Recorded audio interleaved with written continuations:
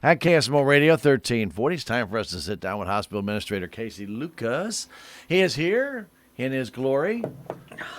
How are you, brother? I don't know about glory, Yeah, but you I am are. You here. had your mask on. You had his cowboy hat on, his mask. I thought he was you kind of coming in here to rob us, but that's all right. No. Anyway, morning. but very good. How are you, sir? Good. You know, everything is sounding good at the hospital. We always like that. It sounds like everything is good. A lot more restrictions, a lot more protocol, a lot more. I say every day it changes, doesn't it? Oh my gosh, yes, every day, and it, it's not so much. I think it's the ongoing Battle.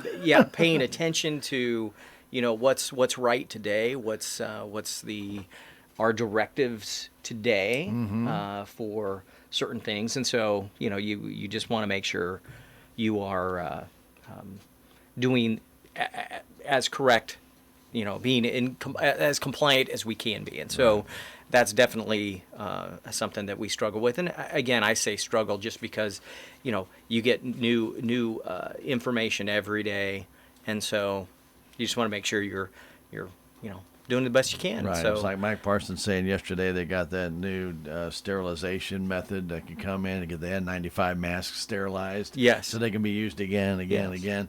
And, I said, that's great. How many of those do you have to come in? Sure. Well, the state of Missouri is now has approved using those. That's fine and dandy if you approve using them. But if not everybody has one, it doesn't do you a lot of good. Right. So, I know the bigger hospital will probably have them, and they probably need them. And, a lot of those that have the CDC ordered quarantines for these people who have tested positive, much needed. Much needed. So, yes. Fortunately, and knock on plastic, wood, and anything else we can knock on, we have not had that here. Yes. No. And really, for us, we start every day out. We've got a daily briefing, and it first thing on the agenda is COVID, things that are going on, changes, cases. We just kind of give an update on that. And I'll say over the last few days, we've seen this decrease in positives throughout the state. And then this morning, they changed just yesterday, they changed the testing requirements, which opens up a lot more testing. So obviously, if you're testing more people, you're probably going to get more positives. And that happened today. We got, it grew by probably 30% positives from the day before. So, Sure. You start looking at those things, and it's going to be, But and you will see more positives. Right. I think we'll catch more positives. When they say, well, from positives to the death rate, or the, what is this? How deadly is this? Because we've only had so many positives, that rate is what it is, 2%, 3%, 4%, Well, whatever it is. if you didn't have symptoms, you weren't tested. And today, you'll see that rate, I would assume, and it's just an assumption, you'll see that rate decrease because the positives will increase because, again, I think you're going to be testing more. It was before the testing requirements were you had to have a fever and you had to have a cough together, and now it's one or the other. And so it opens it up, and we should see more testing probably. Right. Well, then that's what a lot of the states have been crying for, is more testing. There was a study done. I'm not going to quote the studies, but there was a study done in L.A. Of course, they have been on lockdown in L.A. Sure. Okay, so they were not. We're not locked down. We're stay at home. It's a little different than lockdown, but they're on lockdown. Yeah. They've shut parks down. They've shut everything down. Yes. And they did a survey. I think it was 10,000 that they tested. Yes. Just took 10,000 random tests, and over 60% of them have been exposed to COVID. Yet the city of Los Angeles doesn't have that number, but they've already been exposed. Sure. They've already had it, and nobody knew it. Right. So they have the antibodies. So if they had the antibodies, they had COVID-19. And so what they're saying is that the problem that people they misunderstand is that just because you have COVID-19, you may not have any symptoms. You may be asymptomatic if you do get Right. it, but it may not spread it. He said there's a lot of people that don't have all the symptoms. They don't cough, and they maybe have a fever for a day, and then that's it. Yeah. And they're good to go. Yeah. But are they potential spreaders? And that's why they said, well, they don't really know because this is so new. But they do understand that, now that they did that testing, they said if there's something with these antibodies that can be used to create a vaccine, there's a bunch of people out there that Yes. have had this and done so that are not recorded as having, Yes. the Yeah. coronavirus. So. What do you do? And pretty soon, you're going to, even if you test everybody, somebody could bring it back in. Sure. We just don't ever know. We always talk about here when we have had no positive cases where somebody from Jeff City, Columbia, Springfield, somebody from a bigger area where they have had positives should come here Yes. and bring it with them. Bring it with them. That's the only thing. That's right. But, hopefully people are staying home. But I had to go to St. Louis a couple times, and I mean, it's a ghost town. There's nobody moving. Yeah. There's no traffic.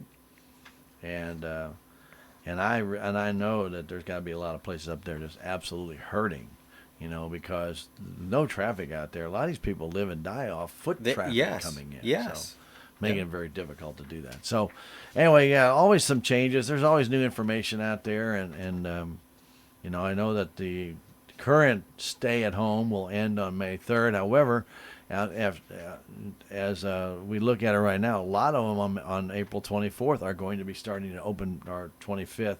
We're going to start opening back up again, irregardless that the governor said about the 3rd. Yeah. Simply because for a lot of them, they said, we just can't keep closed. Right. Just Right. can't keep closed. No. I mean, this is getting, it's and at a point where they use only, and it's the same thing when you hear the national report, they only talk about the big cities. Well, when you've got 23 counties that have never had a case, Yes. why are they shut down? I mean, you understand? Yeah, sure. But if everybody Sure. local's good, why are you shutting down the local economy? Right. So, Yeah. I mean, there's a lot of it's- questions to ask. And it's been tough. I mean, 6 weeks of, Oh, yeah. or we'll be, that is huge. And I will say, even the hospital. Well, I was I gonna mean, say. we reported some numbers. Again, we're about, we didn't see, and as we go through our volumes, we won't see that big of a change for March because it was right that last week of March Sure. when things started to, and I know that we started middle March with visitors, limiting visitors. Mm-hmm. By the first, I think it was April 4th, we were saying no No more, visitors. right. And so, and I think the stay-at-home order was being followed, and I think the fear of me getting out and maybe getting sick, definitely when you talk about people coming to the hospital, even during a normal flu season, I don't want to go out to the hospital because, they got lots of That's flu right. out there, or Some there people could be are lots sick. of flu out there. And so, you're going to see that. But I think, even, into May, there's still services we cannot provide. So surgical services that we, what we call elective cases. When again, when you look at elective cases, when you leave those elective cases, unattended to for so long, they become more urgent. Yeah. And so, always want to pay attention to those things. But, that is one of those things where it's the balance of trying to say, okay, how can we be, have caution, approach things cautiously and keep everyone safe. But also, you got to take care of the patients. We Sure. got to take care of our community, and that's what we're there to do. But you see just a little bit at the end of March. But April, I mean, we're at like half capacity. Sure, absolutely. We're Right. half And of what we normally do. And one of the things that I want to point out too here, Kasey, people think, well, outpatient registrations, well, they only go in and get 1 or 2 tests. No, sometimes they go in and get 3 or 4 tests. But a lot of people don't want to do it right now because they don't want to go out and get it. Like you say, well, I'm okay. I can make it another couple of weeks, or I can do this, or I've got this issue or that issue. But when it comes to the surgeries, sometimes those people get surgeries. They're staying in the hospital for 3 or 4 days. Yes. Then they have to go to rehab. Then they may get home health. So it affects not only one part of the hospital, but it affects 4 or 5 parts of the hospital. Sure. So Yeah. so those people, The referral stream down the care process is interrupted. Yep. so that's all been put on hold. But all of a sudden when they kind of open that back up, then everybody's going to be inundated with people who need some of these surgeries that have been put off, and then all of a sudden there's not going to be room for them, or they're not going to have time to get those surgeries in, and that's going to get pushed back. Yes. So there's the devil in the numbers, as well as the opportunity to try and get these things back to normal. I mean, everybody'd like to get back to normal as quickly as possible, but we have to do it safely. That's just a smart thing to do. Yeah. But one of the things that I was pointing out that Debbie Hines pointed out is that you looked at the numbers we had for flu. We've had 309 cases of flu Yes. recorded that the hospital had on their charts. But at the end of March, we stopped it. We had none in April. Yes. How do you go from 170 in March to none in April, except we're not seeing each other, we're not touching anything, and Yeah. everybody's doing the hand washing and social distancing. They're not touching anything. Yeah. Right. And that's how the flu spreads, just like Yes. this other thing. Yeah. So we didn't have any. Right. I've never seen one drop off totally No. like that. That is it's very So, suspicious yeah. how that happens. But But it's true. and I think every year you could practice these, these safety, the precautions that we went through,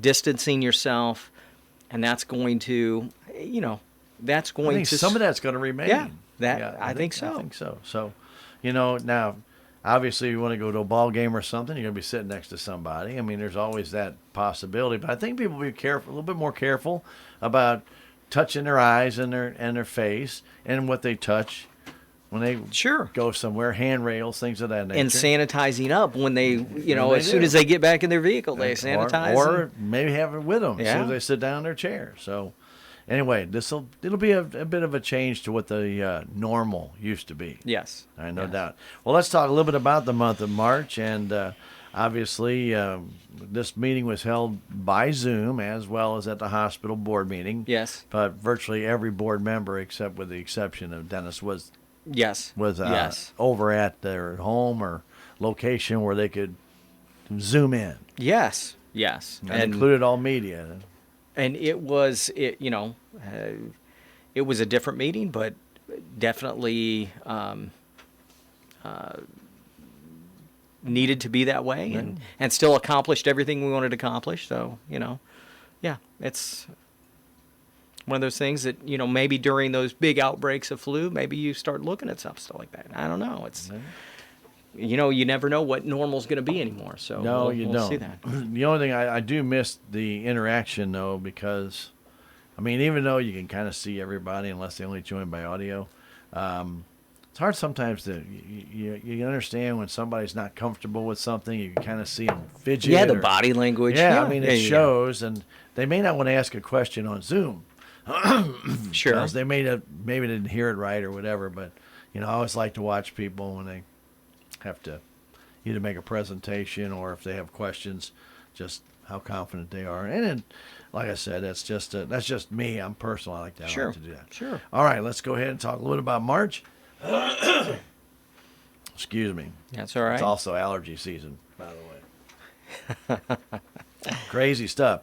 Okay, so the month of March of 20, when we talk about inpatient admissions, obviously these numbers don't look skewed as you would think, because you say, well, it all started in March, but it started in late March. So the inpatient admissions were not that far off of what you had last year, and above monthly budget.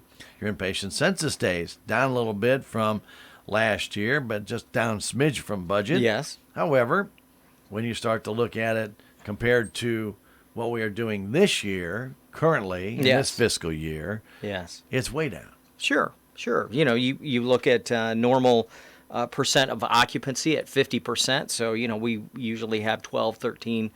It's a little above 50, but 12, 13 patients a day. Actually, it comes in at acute care at 13.3 a day. So when you start looking at that, and we had 10. So a little bit below that. Again, I think the admissions really didn't show it, but their length of stay was shorter.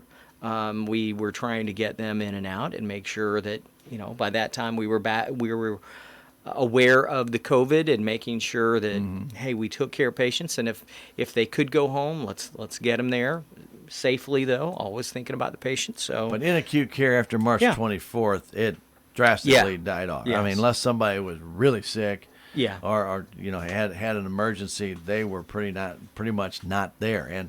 And that's going up to that. And I just did some quick calculations. You're at 14, almost at 14. Yes. Up until that point, Yeah.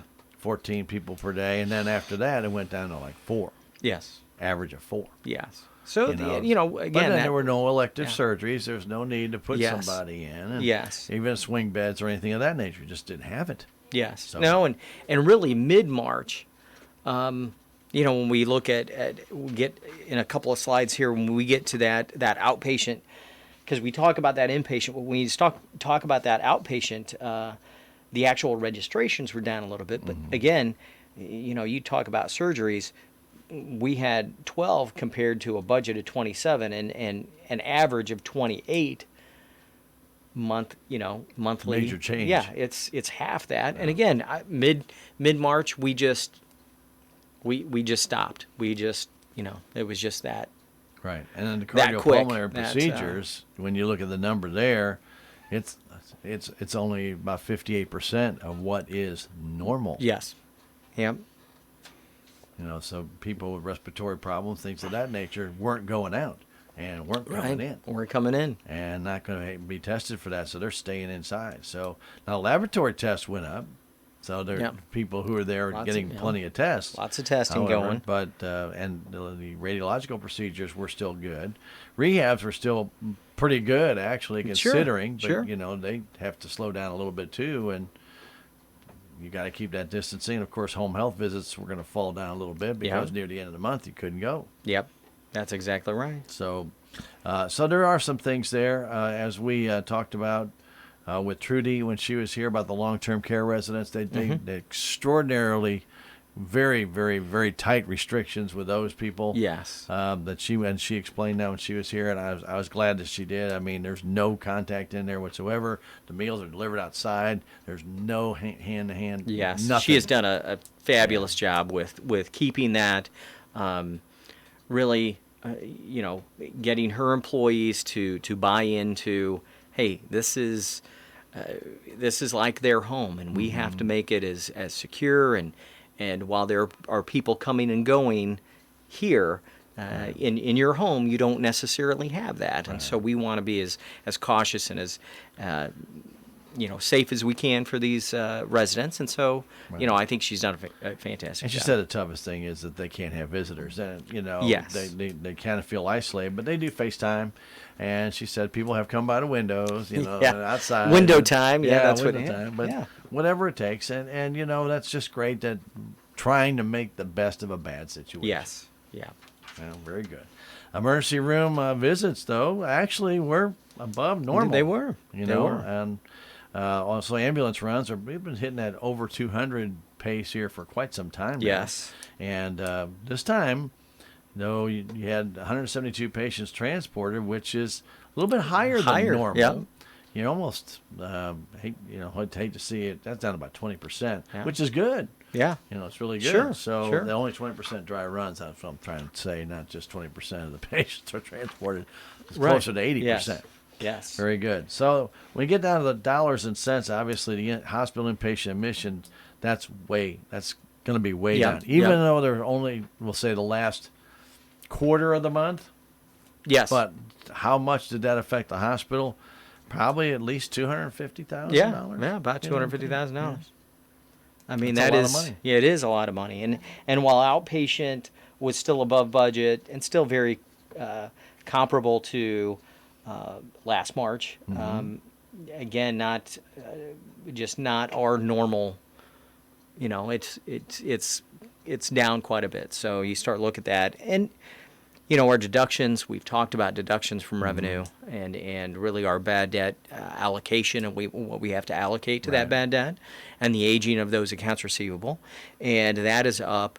And just contributed that along with expenses to a loss of almost $400,000 for the month. But you've had a lot of things going on at the hospital too. You still, what has not changed is you are still getting the MRI room and everything going. Sure. So these expenses are adding to this detriment. Sure. And another problem you're going to have is that as well as I do, when people aren't working, they can't pay the bill. They can't pay their bills. Yeah. And that's just going to get extended out even further. And we already know that that's a situation. Of course, they're trying to help you guys out a little bit. Everybody's trying to help everybody out really at this time, but you can't replace that kind of billing and also trying to get that kind of flow. When people can't afford it, they just can't. If it's your choice between paying your hospital bill or keeping your lights on, you're going to keep your lights on. Keep your lights on. Yeah, that's exactly right. So a lot of people have made some adjustments to try and make sure that everybody can get through this thing. So the excess of expenses over revenue is $370,000 for the month. It's a hit. It is a hit. The hospital has reserves, but it is a hit, and kind of hurts a little bit to see that. But now the current year is in a negative position after being in positive positions. Yes. Because of this loss, and April's not going to be pretty. Oh, no. To watch it at all. Yeah. So there's going to be some recovery here, and the hospital's doing their best to help it out. Now, when you start looking at these expenses, there's nothing in the immediate future, especially when it comes to bad debt expenses, things of that nature, that you can do. There really is no major change there you can make. No. And really, it's like, it's like any other business in town. I mean, and I will even say it's like any other business, an essential, business in town to stay open with half the volume. Again, you look at restaurants and you look at the hit that they've taken, and those are businesses that were allowed to stay open. Those businesses that have totally closed up, I really feel for them because that's a make or break thing. And and that's why I said come Monday, I think a lot of these people on the 27th will actually get back open a week earlier. Yes. Simply because obviously we still don't have any cases.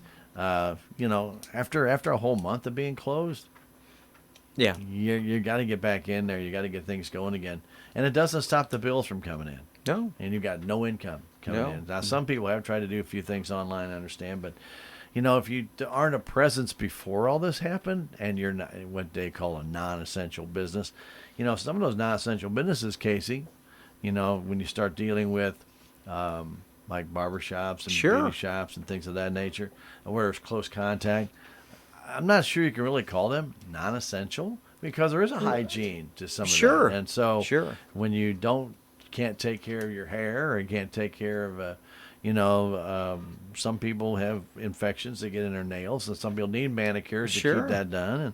And, it's not a prescription per se, but it's something that they have gotten to the point that they know what's good for them. If anybody got an infection in your cuticle, you're going to understand why somebody who's ever had one of those probably goes and gets manicures done.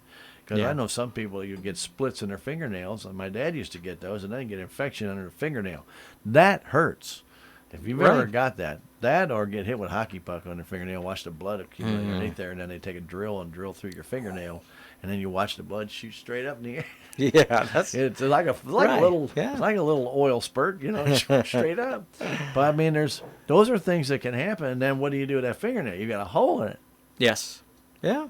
And it's exposed to stuff underneath your fingernail. Well, that's not supposed to have a hole in it. So there's little stuff like that. Hate to say non-essential, because really work on those is in some cases may be essential, but they were shut down.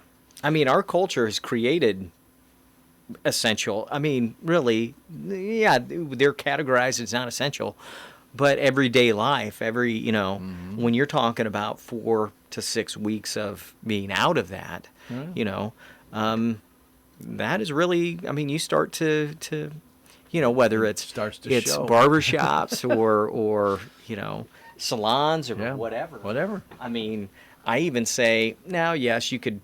I think PetSmart was open, so you could really get your pet taken care of. But our groomer was out, so we couldn't do any grooming, and so dogs are longer, and Yeah. but But everybody's longer. Yeah, Now, maybe not in your case. you but start. Yeah, no, I wouldn't know about that. But anyway, but Could let your beard grow. yeah. So you can feel part of the deal. Well, but getting back to what it is, this is a very difficult time. And like I said, the month of April, I'm not looking forward to that No. board meeting to see what that's going to be, and I know you're not looking forward to seeing what that's going to be. However, we'll talk a little bit about some help that you guys were able to get and try and get through some of this.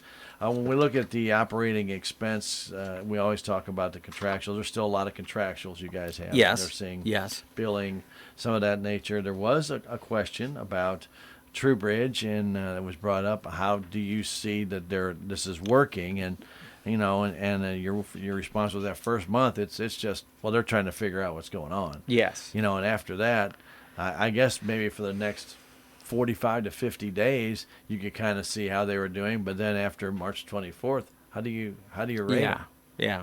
It's going to be, and really we look at it. We knew we had some areas that we wanted work, and I think after that first 45 days, we started to, I think, assert a little bit of pressure to start working certain troubled areas. And so, but it's nice to see that there has been that work on those things. And definitely for us, right now, there's not an option. We don't have the manpower to do it in-house. Right.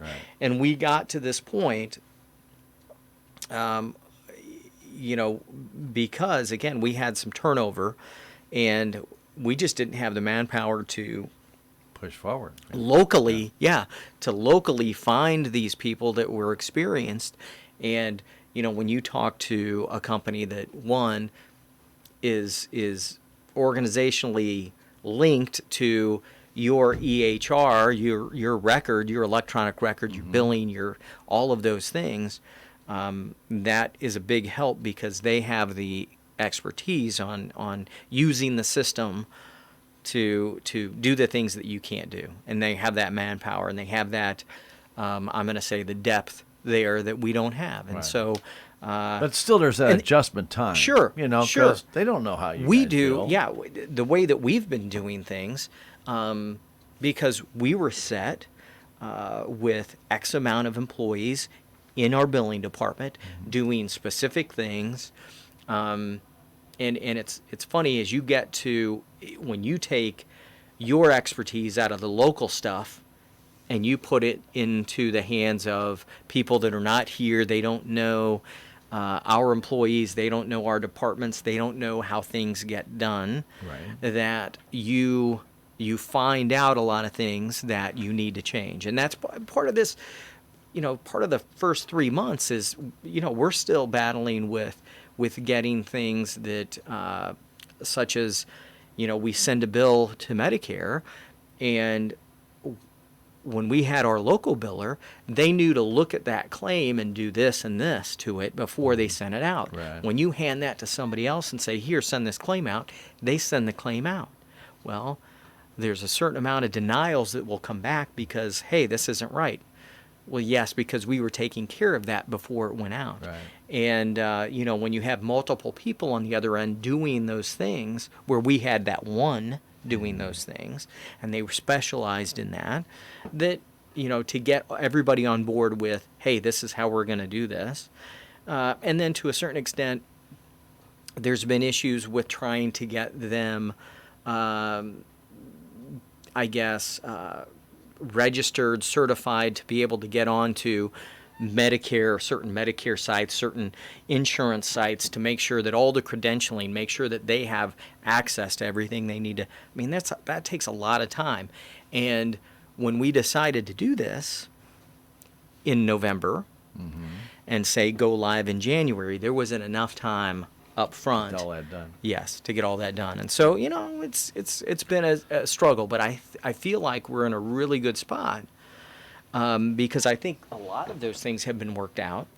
I'm going to say the whole crew over there, in the billing, the accounting office, they have done an excellent job, and they've just put so much effort forward that, you really don't know until you push and you see the type of response that we've seen from those employees, how much they're willing to give and make things work. And it's awesome to see that.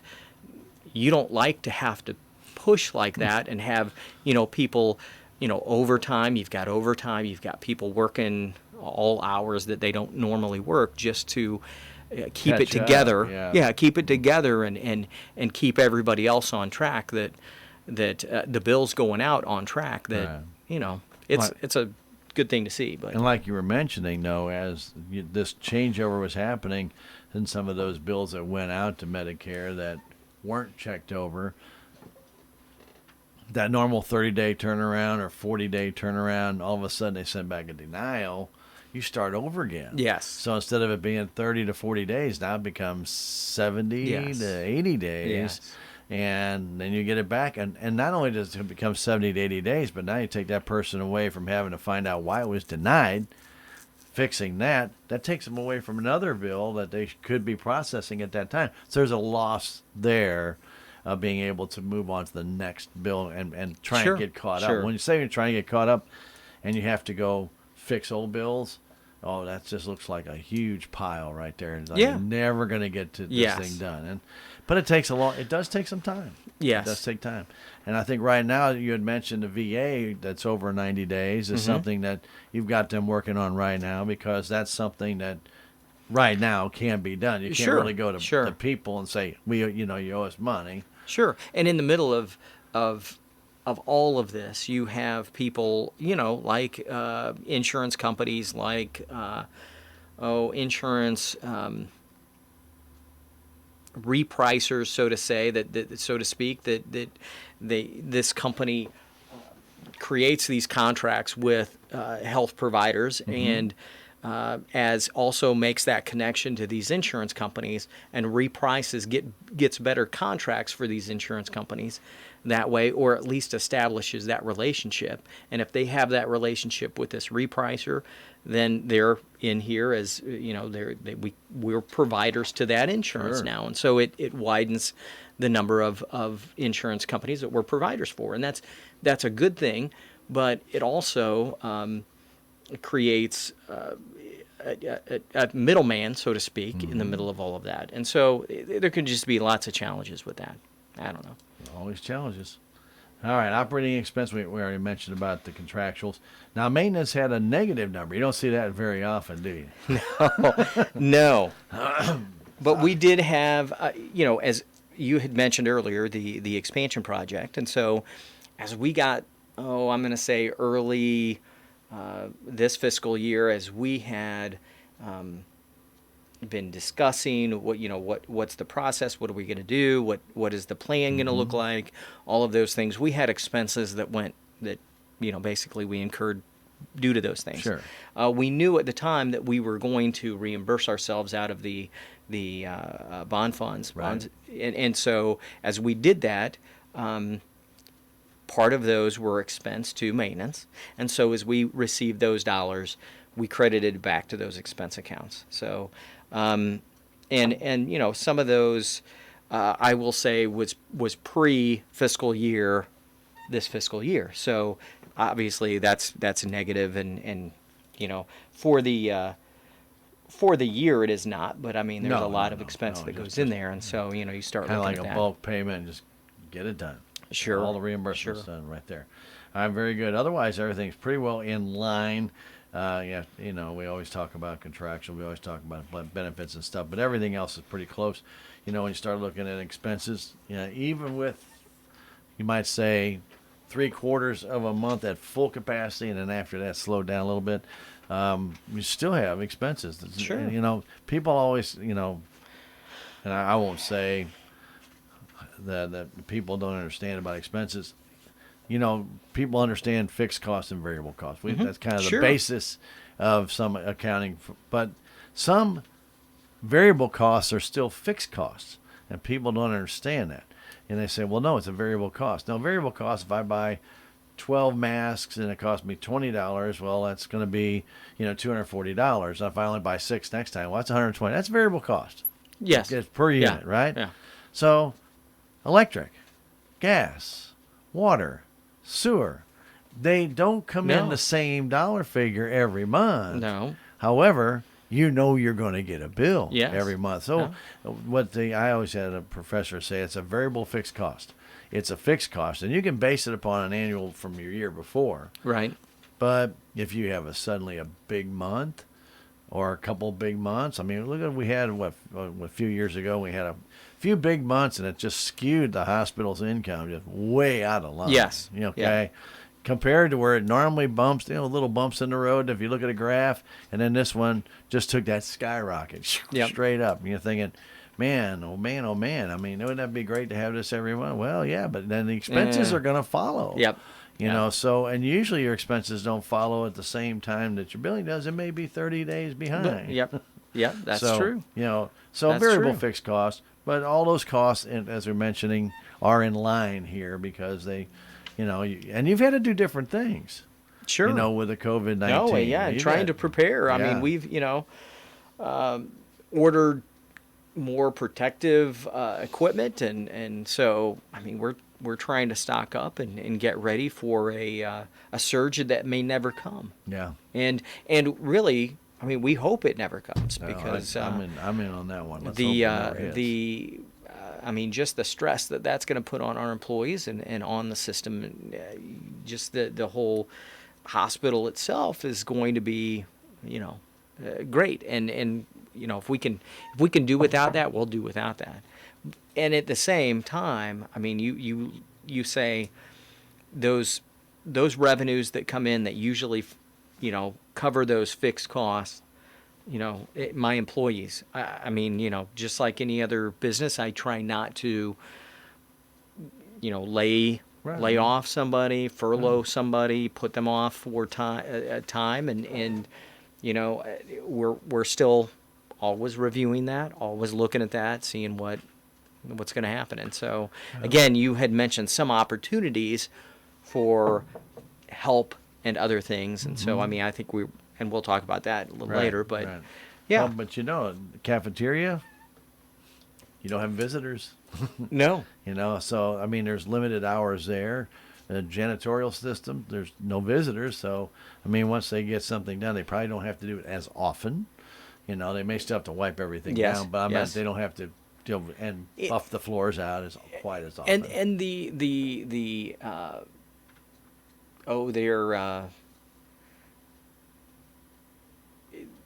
priorities shift from this to this. Maybe we can let this go, but this has to be done more often because, we're talking about this COVID, are we wiping things down more? Yes, we're wiping things down more. Are we doing, because we have less people or less patients, are we doing other things less? Yes, it's just kind of a shift. Right. But it's an adjustment. Yeah. Just an adjustment. Yeah. So anyway, very good. Balance sheet is solid. The CDs haven't changed. Still got $2 million there, and that doesn't change. And they have to be in CDs, by the way, in case people are saying CDs. Yes. They're bringing better than they were, but you're still you're not going to be able to take your Caribbean vacation on all the interest you get off of them. That's just not going to happen. Cash flow statement, you came out with a positive cash flow out of the month. Yes. But you did get some, there was some money given to you for the COVID, correct? Yes. Yeah. So we received, there was a $30 billion I guess, Assistance. assistance to all hospitals. And so it was based on a calculation of Medicare payments over a year's time. And Somebody has a formula. there's a formula somewhere. And, Somebody and had one. again, it got to us, and that was about 570,000. So that is just in the form of aid. So nothing paid back. Again, Well, additional kinda cash pay flow to for help for my employees. I Right. mean, for paying for employees, and really we've seen that here in April. Yeah, those things came in April. When we look at the cash flow for March, we were looking at we had talked about getting reimbursement. That was $300,000 cash that came. Well, about $300,000 cash that came in. We did have some other settlements from Medicaid. So I was going to say, because your days in accounts receivable came down. Previous years of Medicaid settlements came in, and so we did. I think that was about 130,000, which was nice. Again, it came in at the right time, and I know we're going to be getting a little bit more of that aid this month, depending on timing, maybe into May. Might be 1st of May. So right there, I know don't have a dollar amount yet, but working on that. And so we know we have that. We did also, and this is in April too, but I mean it is having to do with COVID, and you want to talk about that. But we did receive what CMS is calling accelerated payments, and so they took a certain amount of time. 6 months worth of receipts, looking at that, what would that be? And so they're giving us Forwarding you money. They're forwarding us money. So they're giving us cash. If we need cash, we can use cash. But it's not free. But it's not free, and we'll have to pay it back. And the funny thing about CMS, and when you get either some type of advance payment or some type of increased payment. And the other thing is they said, as a critical access hospital, we get really it's supposed to be 101% of costs. We haven't seen that in a while. Haven't seen that in a while. So we went from 99% of cost to receiving 125% of costs. Okay, so when you really look at that. That 125%, that extra 26% that we're receiving, we're going to have to pay that back too. Yeah. That's not really aid either. And so when we start in 120 days, we have to start paying that back. And so we either, my thought is if we don't use it at all, I would like to pay it all back and just be done. But I think the plan is that when we start receiving payments or I guess a remittance advice that tells us who they're paying for and what patients they're reimbursing us for, when we receive that we would pull from this account that we have this money until all of that money is drawn down. And so if we use any of that in the meantime, okay, and then 120 days comes along and they start pulling out at some point, because we used some of it when we needed it, absolutely needed it, that sometime in the future, 4 months down the road, 6 months down the road, we're not going to have dollars when they send us that remittance advice and say, hey, this is who we're paying for, that account's empty, we don't have it. Yeah. So I think I think it's cash management, it's managing those things, and it's saying, hey, It's there if you need it, but you don't really want to use it. we don't want to use it. So yeah, and so again, we've got that. We are eligible because we are a 501c3. We are eligible for the SBA, the payroll protection program, and so we are in the process of looking at that, and and getting those things moving. So again, and who would have thought in 2 weeks the government would go through the amount of dollars they set aside for that, Like and 6 days. Yeah, and be through that in no time. So Well, I mean, you think about how big our country is, how many businesses are out there. Sure.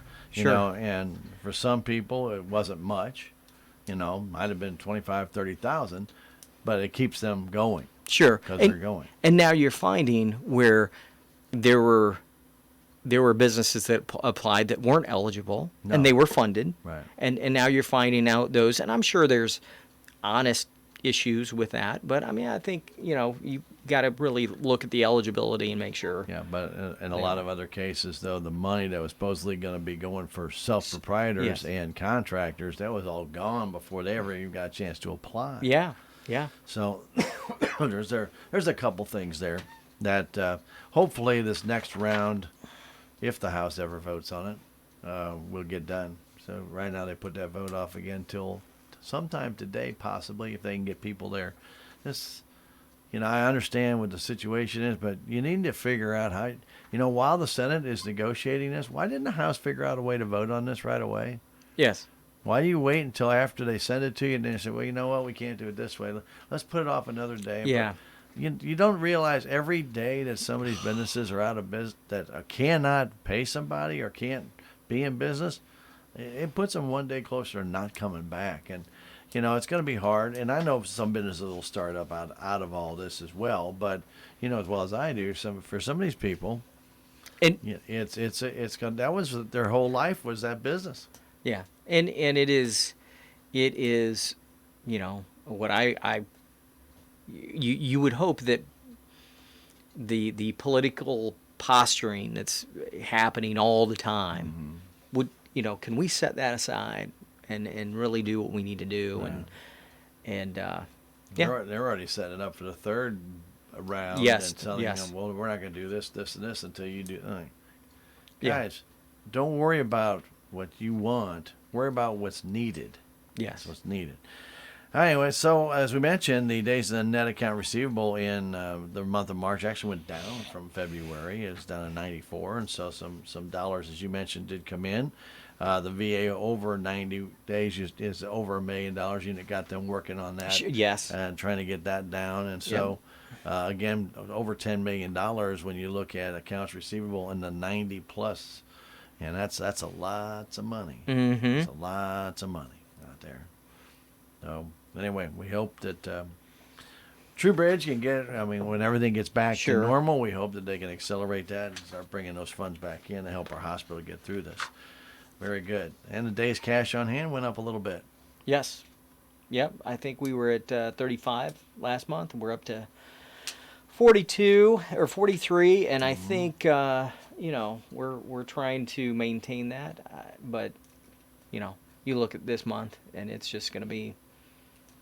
We're and when we look back at the financial statements, because of the low dollars and the high reserve of that bad debt and some of those things, that we don't expect to be getting, like this month we brought in $2.5 million. We don't plan in 60 days or 45 days to be bringing in, $2.5 million. Right. We are planning on having less, and I think that that timing will be crucial. In 60 days, we will forward. be, yeah. It could be longer than that, Yeah. too. It could Oh, be a yeah. while out. Anyway, so the acute care staffing by patient acuity, this is where I kind of took some of those numbers I was talking to Kasey about from the 24th after that. That was the last day we actually rose up a little bit and then went down from there as far as the acuity. And you can see all the way down to where virtually none in there on the 29th. Yes. So acute care staffing, 10 patients average per day. But as I went through it, as I mentioned, it was closer to 14 all the way through until you got to the 24th of March. That was the last day that you had above 10. So, Yeah. and then that went down quickly after that. So, and of course, as you mentioned, the hospital was trying to get people out of there back home as quickly as possible. And we talked about the flu season, as I mentioned. Yeah. 28 in January, 9 December. February had 135. March had 147. And in April, there have been none. We're at the 23rd of April today, and there still are none. No flu cases. Now, you just sit there and you go, okay, if somebody did get ill, they're probably staying at home if they did have it, so they didn't have to come in and get it. But that's almost insane. Yeah. To have 309 cases and then go to none from 147. So obviously, the sanitizing, the washing of the hands, everything is doing good. It's helping. Yeah. And let's keep up the good work. And I will say the timing, they define flu season from September, October to March. And so, I mean, they define that. There's a certain amount of things that, normally in April, are we reporting it? No, not necessarily. But, the CDC is saying no more reporting. And so there's a little bit of that probably, but we've asked locally and we've said, hey, locally in Dent County, what are we looking at? It's zero. It is zero. So zero's hard to beat. Yeah. But that's a good thing. I Yes. think a lot of it is because of the extra precautions that are being taken. So very good. All right. Mr. Jason Edwards came on and talked a little bit about some different things going on with the hospital foundation and things of that nature. Yes. Before he did that, though, that Debbie Hines did talk about the COVID tests that have been done in Dent County. Yes. And there was 27 of them as of Tuesday. 16 were at the hospital. Yes. And there were still 2 pending. Any word on those 2? Negatives. Negatives. Okay. Negatives. So there you go. And nothing more over, again, our morning briefing. We didn't have any tests happen late yesterday. So No. Yeah. Now, the hospital has set up what we'll call a drive-through testing Sure. facility that if you have symptoms, correct me if I'm wrong. Yeah, no. If you have symptoms, coughing, fever, things of that nature, hard breathing, it's very Yes. difficult to breathe. Yes. You call the hospital. They will, if they deem that you need to take a test, they will have you come out in a car and they Yes. will have you park somewhere. They will tell Yep. you where to park. Yep. Staff will come out, take the tests, and then you'll be done. Yes. You Yep. can go back home. Yep. So that you do not come in the hospital. You do not come in the emergency room. You stay in your car. They come out to you. Mm-hmm. So it's a better way of doing things. Sure. And so it's not truly a drive-through where you're walking up there and putting your arm out, getting a blood test, and leaving. Yes. It's kind of hard to poke you when you're moving. But I'm sure they have a couple of nurses there that could probably do it. It is meant to, keep that isolation Right. there. And we do, like Stan said, we do have a spot that we have a sign out back and come in and you call the number and you have us come out and meet you and we can do that. So, and Right. any advance, before you head that way, if you could call and say, hey, we're coming, we will try and have someone out there ready to go. So Yeah. Now, with this new testing that they're trying to get through, they're trying to test more people. Is that going to change this? Nope. They still just need to come to. Yep. So if somebody has a cough and they say, hey, I want to get tested for this, Yeah. call a hospital and just Right say, now, that we have not changed anything with Okay. that approach. If you think, again, I think you have to feel as though, with for lack of a better term, with common sense that you are experiencing this. Definitely call the hospital. We will make those arrangements and we will have that done. Okay, And very good. we know we could have an influx of that. We know we could have an influx of the ER, but I'm telling you today, we are at half capacity with our ER volume. So, well, nobody's out driving. No. Nobody's, accidents are No. down, things are down. People are staying in their homes, and it's kind of scary, but and I don't see. I feel like our community has done a very good job with the stay-at-home, and even prior to the stay-at-home, being very cautious, being very mindful of what they're doing and how they're doing it. And so, I don't see that, whether it's next Monday or actually April 4th, I don't May 4th. see, or I'm sorry, May 4th, I don't see this reckless Rash, yeah. reckless abandon of being cautious. Yeah. I think everybody's going to continue to be cautious, and they should. And they should. Yes. We're not. It's not gone, guys. It's not gone. And let us remind everybody, both Kansas City and St. Louis extended their stay at home to May 15th. Yes. Both of them did. So we are in actually a very good position down here. Mm-hmm. So let's hopefully the governor will take some of that into consideration, and when they start planning this reopening of our economy, where areas like ours, which have fortunately not been affected, can at least get some of their non-essential businesses back going and up and running as quickly as possible. All right, speaking of fundraisers, golf tournament still scheduled for June 5th. Everything is still on board for that, and I'm hoping it'll still be good to go. Yeah, I think Hopefully by then. Hopefully by then, I feel like, and we will keep everybody updated. But People are playing golf yeah, now. we're gonna be outside. We're gonna be, They're playing golf now. Yeah, They're telling you, go play golf. yeah, Less than 10. yes, So you should be good to go. yeah, four Hey, person. You may have to have lunch outside and separate people a little Yes, bit. You may have to do something yes. different there, but that's different. Anyway, the Wings and Strings still scheduled September 12th. They're still working on bands, but right now, obviously, nobody's really making any commitments, so they still will be working on that. And then the USDA Distance Learning and Telemedicine Program grant. You met with Chris Collins. Yes. Got that out of the way, and you've got your certificate of authority done, completed, and everything's ready to go. It is slowing down, obviously, with schools being closed. Sure. But hey, you probably got some good news when Steelville Telephone Exchange went to Bixby. If they're not there yet, guys. Right. I mean, that just got approved. But if you start to see these companies getting money from the state to start putting internet in these distant locations, it can only help.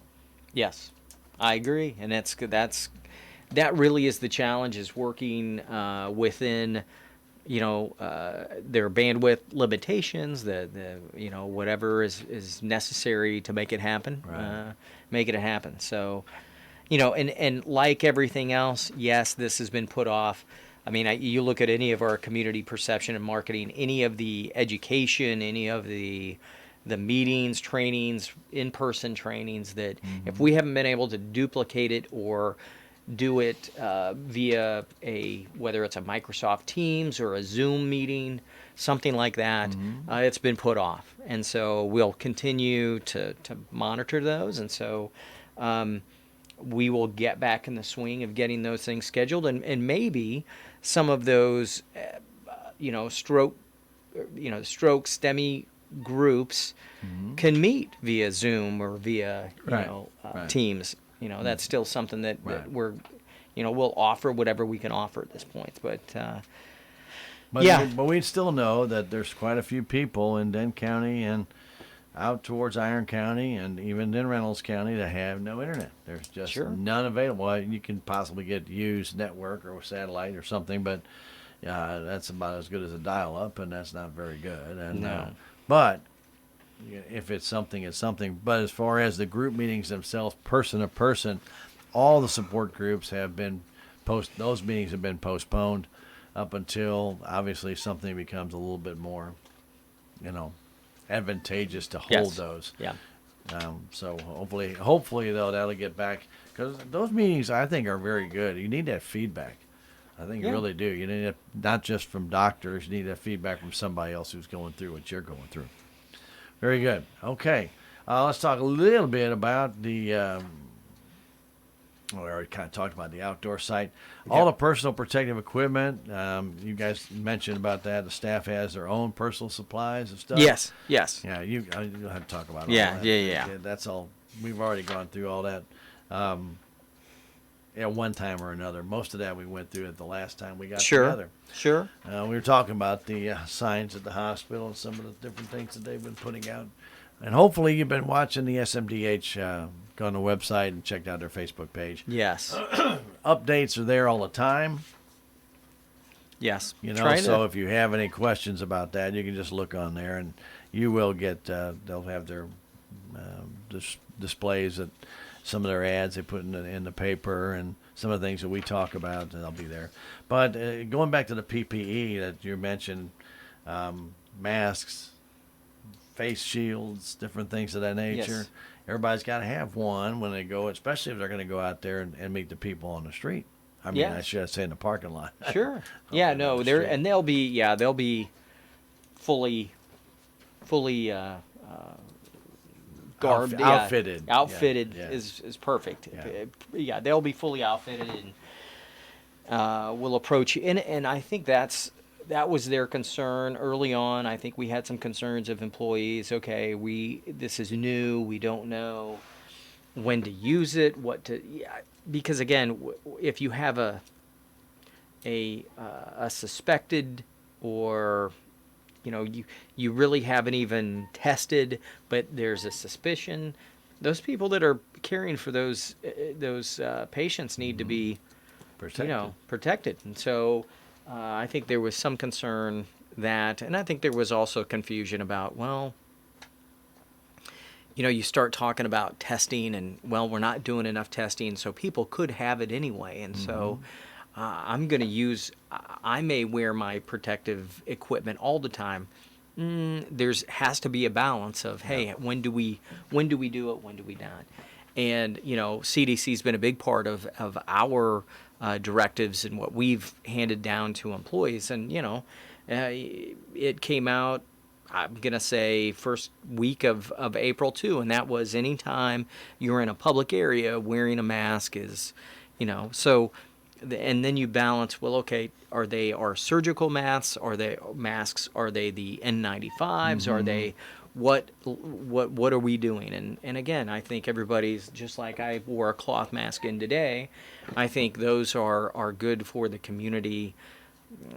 When you're walking in the halls and in a public area, when you're in a patient care area, you Definitely or wanna have having that. to go into a patient's room that either there's a suspected, and for us, there's only been a suspected case because we haven't had a case. Right. But when it's in between that suspected testing and getting the final, they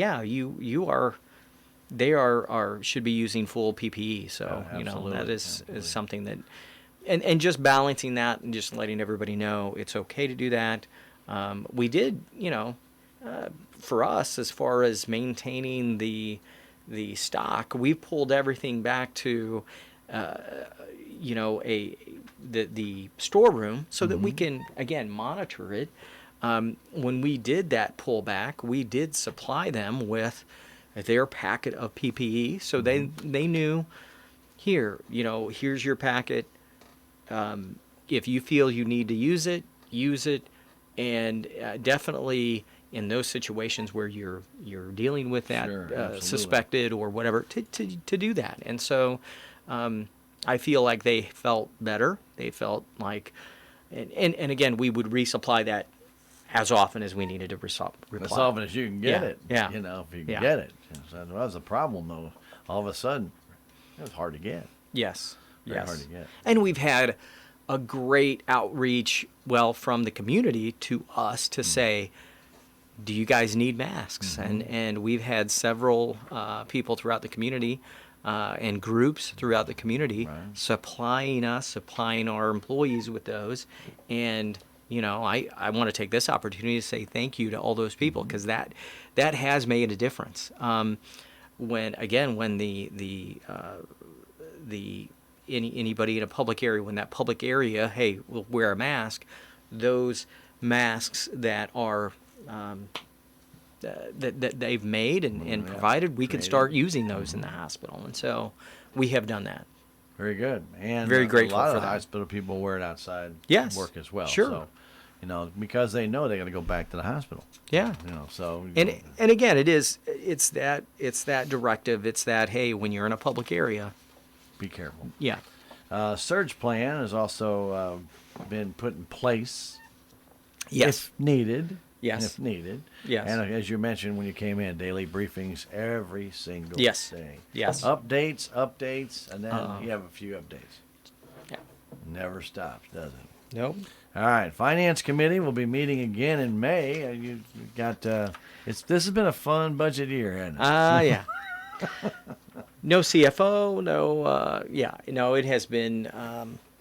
it has been very challenging, and I think again you throw COVID in the middle of all of that, and that's it. It makes everything a challenge. So meeting with those directors have been a challenge too. I mean, anytime we can do things remotely, we've been doing that, but and then construction. Construction in the middle of all that. We've moved administrative office out of the administrative office because they are starting some construction To make the hallway in there, bigger, yeah. and so they've started doing that, and so we are out of there, and it is just it's a challenge. It's not the same environment. The administrative office is not the same environment. So You still find yourself walking the old place? No. We got over that real quick, but Yeah. So I just thought I'd bring that up. A lot Yeah. of times I know if I do something different, I end up starting to walk like, no, can't go there. the first few days, because we started the process in the hospital of all employees going to a certain door and entering the hospital a certain way.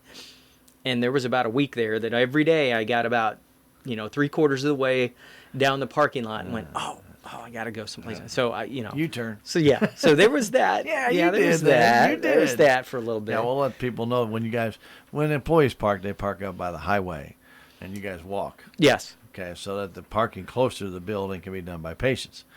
But so now that you're at POB 3 in the basement, as soon as you park and you start walking and you get past the little roadway, Yeah. you Yeah. gotta make a U-turn. Well, and I'm going to say when we moved the office, it wasn't so much not remembering that we moved the office, but it was when we changed just the entry into the hospital, and I was still having to go into the hospital Yeah.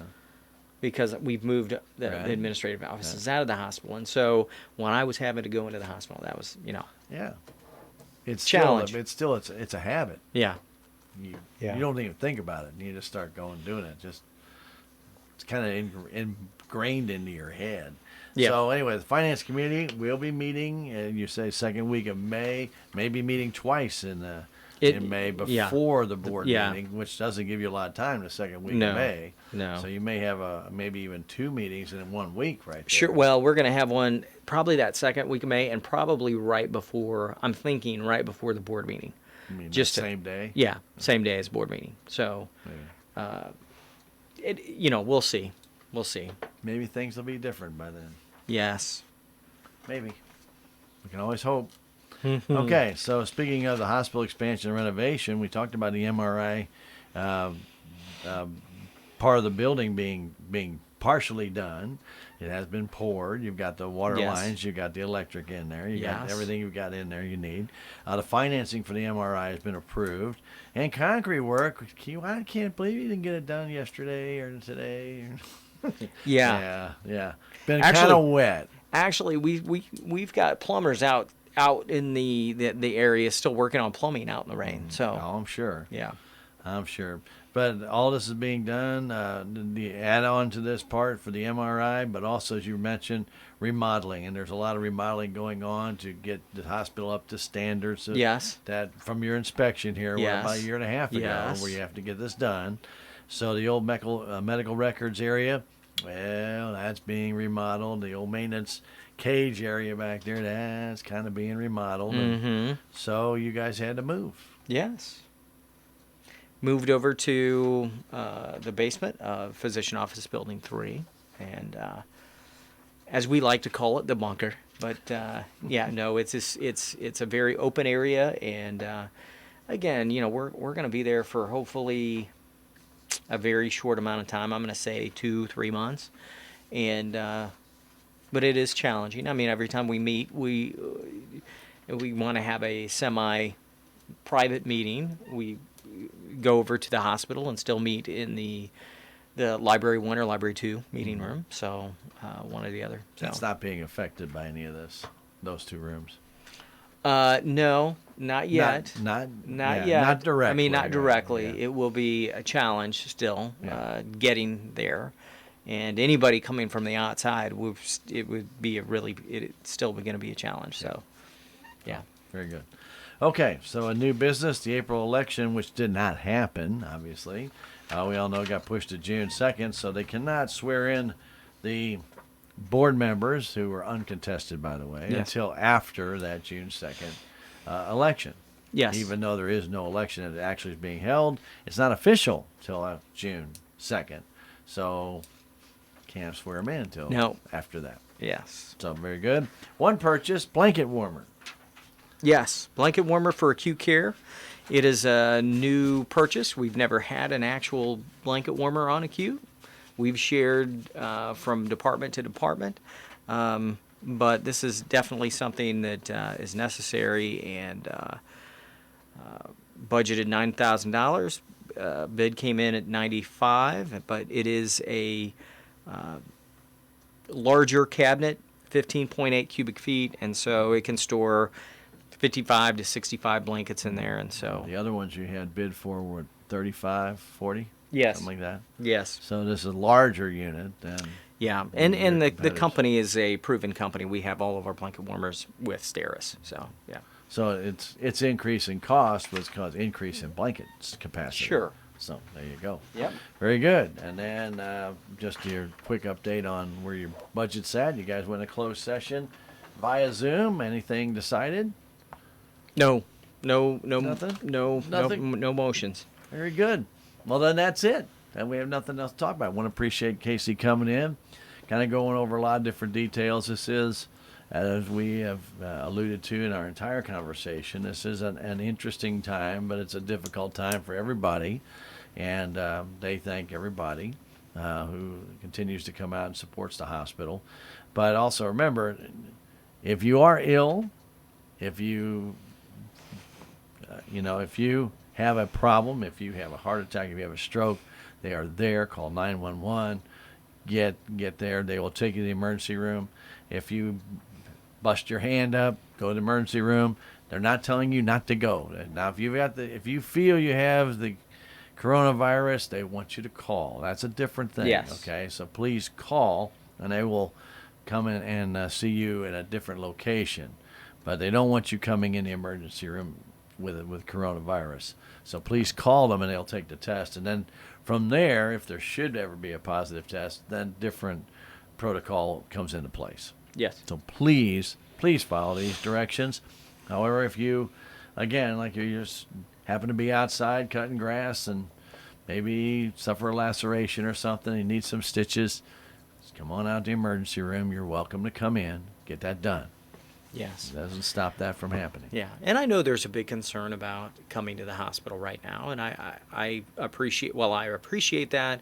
I also know that things happen, and putting off something that could be, at worst, deadly. Sure. You need to, if you're concerned, you need to come into the ER. So. Right. Be seen. Now remember, no visitors, and also if you can still make appointments over at SMDH Family Medicine. Their hours have been dropped down to 6 instead of staying open till 8, and that will continue until further notice. But you can still make appointments over there and go in. You can't bring anybody with you anymore, so no visitors with you. Just sit there in the lobby. That's just not a good idea. No. And so they would prefer you not to. Now, if you need somebody to drop you off, they can drop you off, and Yes. then they can sit out in their car, or they can call them and come back and get you. And if you're going to need help, you can still call ahead of time and Right. say, hey, I've got, Need some suspected assistance. this or that or Yeah. whatever it is, and you're going to need help, and we'll come out and help you out. Right. So there's still a lot of ways to get everything done that you need to get done. So don't hesitate if you need to make an appointment. If something's wrong, don't sit there. Well, I'm not going to go out there. They got COVID-19 out there. There are no cases. So there are no COVID-19s, and we're hoping to keep it that way. But if you've got some issues that you need attention, You either get with your primary care physician, call them, set up the time to come out there if you want. You don't even have to make an appointment, but it's still probably a better idea to call just ahead of time. Let them know you're coming, and then if you need some assistance, that can do that at the door. Yeah. And also, too, if you still need outpatient, you can still get that stuff. You need to get an X-ray, you need blood testing, all still being done. Yes. Outpatient registrations are still being taken, so it's you're welcome to do that. And outpatient registration has been moved from the ER registration. Right. So they've moved out to the old front door at the Circle. The renewed front door. No, No. not the yet. old front door at the Circle. Yes. It always should have been the front door. Yes. But anyway, But that's my opinion. But that's the easiest, and there are signs up, by the way, to guide you as you get there. Emergency room when you come in, straight ahead. Outpatient registration, veer to the left. To the left. Yeah. Okay. All right. Very good, sir. Thank you very much. Appreciate that, and we hope that everybody continues to stay smart and healthy out there. Keep your social distancing, and remember to keep your hands well sanitized or washed. Mm-hmm. As Kathy Haynes says, continue to wash your hands, and just do so. And it's pretty easy to do. Do it about a good 20 seconds. Yes. And remember, washing your hands doesn't mean a little water, a little soap, and just your palms, in between your fingers and under your fingernails. Somebody asked me, how do you get under your fingernails? Scrape them on your palm. Mm-hmm. Okay? Scrape them on your palm, and you'll get underneath your fingernails because it can get there. Yeah. And let's keep everybody healthy in Denton County. Kasey, thank you for coming in. Appreciate it, buddy. Thank you, Stan. Appreciate you all the time. And here at KSMO Radio, we want you to stick around. Civic happenings are coming your way next, right after this. Do you find yourself constantly having to cancel or reschedule your health appointments because you can't find a ride to your